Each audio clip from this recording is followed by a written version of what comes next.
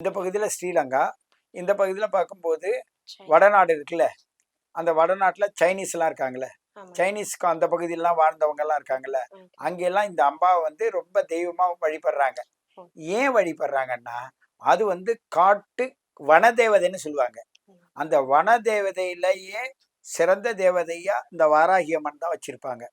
அதன்படி பார்த்தீங்கன்னாக்க, அப்படியே வைஷ்ணவ தேவி. ம். அதுவும் ஒரு குகைக்குள்ள இருந்தது. வெறும் காய்கறிகள் தான் அந்த அம்மா சாப்பிடுவாங்க. அதுவும் ஒரு படைப்புல வந்தது தான்.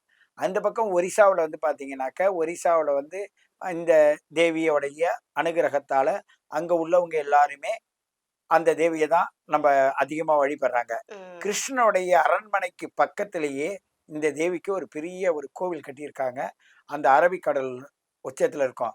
இந்த இப்போ பூமி நிலநடுக்கத்துல இறங்குனுச்சுல்ல, ம். அந்த பகுதிக்கு வடக்கு பகுதியில இருக்கு இது. அந்த இடத்துல நான் போய் தங்கியிருந்து பார்த்துட்டு வந்தேன். அங்க உள்ளவங்கலாம் என்ன செய்வாங்கன்னாக்க, இங்க போய் பூசாரி கையில குடுத்து எல்லாம் கேட்கறாங்கல்ல, ஆமா. அது மாரிலாம் செய்ய மாட்டாங்க. அ. ஒரு ஒரு வெள்ளி காப்பு எடுப்பாங்க. ம். தண்டம்னு வாங்குவாங்க. ம். அதுக்கு இந்த ச சுன்னின்னு சொல்லுவாங்க. அந்த உடைகள். அந்த ஆடை, இந்த தண்டம் எல்லாத்தையும் கொண்டு போயி அந்த சாமிகிட்ட வைக்கிறாங்க. நான் இத உன்னகிட்ட கேட்டேன். நீ எனக்கு தந்த. ம். நான் இத தாரேன்னு சொன்னேன். இத வச்சுட்டேன். அப்படின்னு சொல்லிட்டு போயிட்டே இருக்காங்க. Okay, okay, okay. அங்க பூசாரி கிடையாது, யாரும் கிடையாது. அ. இவங்க செய்யறாங்க. அந்த மணி டங்கு டங்குன்னு அடிக்குது. நான் அவங்களோட போயிட்டேன் ஒரு ட்ரிப்பு.